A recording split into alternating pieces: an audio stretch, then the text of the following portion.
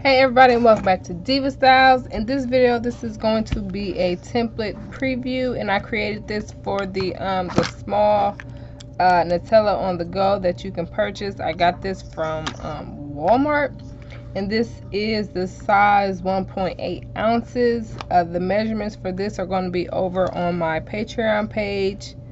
The link for that will be in the description box. You guys know I make a label for everything. I think this is super cute, super adorable, and for this, just for the video purposes, I did not like laminate this. This isn't, put on in any fancy way. I just used some little glue dots to attach it onto here, and that's pretty much how it's on. Yeah, this is super, super cute.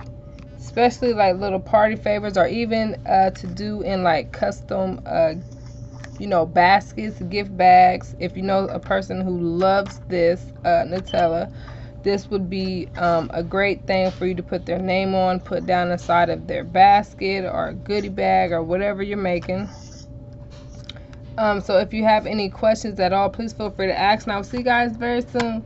Bye.